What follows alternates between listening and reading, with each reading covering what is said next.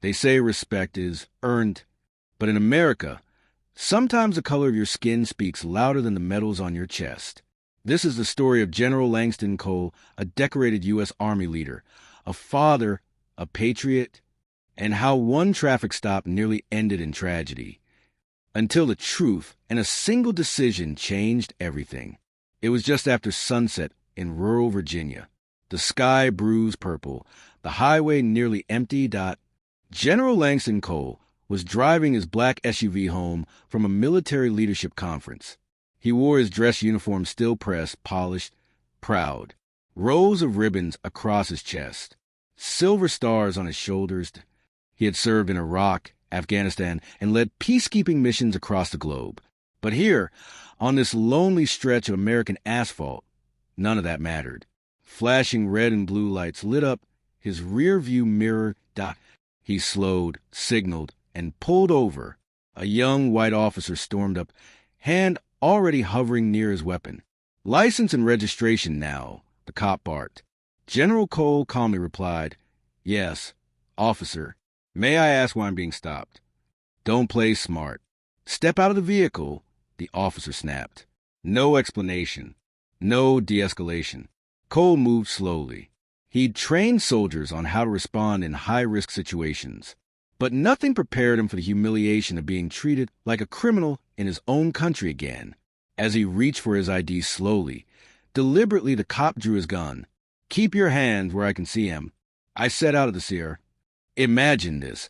A four-star general who's led thousands of American troops, stood before presidents, faced insurgents in combat, now staring down the barrel of a jittery cop's Glock on American soil. His voice was steady. "Officer, I am unarmed. I am a United States Army general. Let's not do this." But the cop's eyes were wide. He didn't see a leader. He didn't see honor. He saw a black man in a nice car, wearing too much confidence. And in his mind, that was enough to be dangerous. "Step out, or I'll put you down," the officer screamed. That's when it happened. A second patrol car arrived. "Back up." An older sergeant stepped out. As soon as he saw Cole, his jaw dropped. "Jesus, that's General Langston Cole." The young officer froze. His face drained of color. The gun lowered. The situation de-escalated too late. General Cole, ever composed, said nothing. The sergeant apologized profusely. "Sir, I had no idea this happened. I'm so sorry." Cole looked the young officer in the eye. "You almost shot a decorated U.S. general because I look like what you expected a leader to look like." The young officer stammered. I thought." Cole cut him off. "No, you didn't think. You assumed. And in this job, assumptions kill people." He took the ticket bogus as it was and drove away in silence. But the story didn't end there.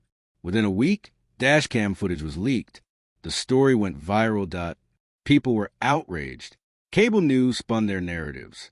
Some painted Cole as aggressive, though the footage showed restraint. Others praised his calm in the face of hate. But Cole, he didn't rant online. He didn't protest in the streets.